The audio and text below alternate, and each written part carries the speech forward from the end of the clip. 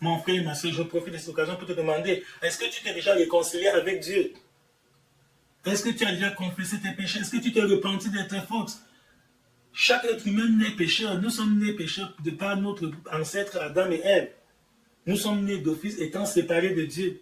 Mais Dieu, dans son amour infini, par sa miséricorde, Dieu ne veut pas la mort d'un pécheur. Au contraire, Dieu veut que le pécheur se repente et qu'il ait la vie. C'est pour ça qu'il a envoyé Jésus-Christ, son Fils unique, dans le corps que nous portons. Jésus s'est incarné, il a pris la même forme que nous, il a souffert les mêmes douleurs que nous. Jésus a eu faim, il a eu soif, il a eu sommeil, il a été fatigué. Tout le reste, pourquoi? Parce qu'il voulait incarner notre condition, il voulait se mettre à notre place afin de pouvoir nous sauver. Jésus a fait sa part, il a réussi à sa mission. Maintenant, la balle est dans ton camp, mon frère, ma soeur. Toi qui m'écoutes maintenant, la tâche te revient de revenir au Seigneur.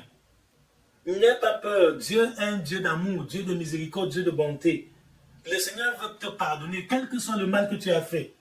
J'ai vu des gens qui me disent que parce que j'ai déjà tellement péché, est-ce que Dieu peut encore? Je dis oui, même toi. Même si tu as volé, même si tu as insulté, même si tu as bagarré, même si tu as tué, même si tu as fait la sorcellerie, même si tu as commis l'adultère, la fornication, la masturbation, la pornographie, je ne sais pas, la sorcellerie, même si tu as été un vampire, quel que soit le mal que tu as fait, le Seigneur est prêt à te pardonner. Le sang de Jésus nous purifie de toute iniquité. Il n'a pas à l'exception de tel ou tel autre péché. Donc personne ne te trompe. Parce qu'il y a des gens qui disent, on m'a dit que Dieu ne peut pas me pardonner parce que moi, un criminel, moi qui ai été un bandit, moi, non. Le sang de Jésus est capable de laver tous les péchés. Donc, pour avoir une bonne relation personnelle avec Dieu, tu dois reconnaître, tu dois te repentir de toutes tes fautes. Tu dois reconnaître que tu as offensé le Seigneur. Tu dois lui demander pardon, implorer sa miséricorde et prendre l'engagement de ne plus retourner dans tes vomissures pour ne plus commettre les mêmes fautes. C'est ça la conversion. Tu mentais, tu ne mens plus désormais, tu dis la vérité. Tu volais, tu ne voles plus désormais, tu travailles pour avoir de quoi subvenir à tes besoins et même venir en aide à d'autres personnes. C'est ça.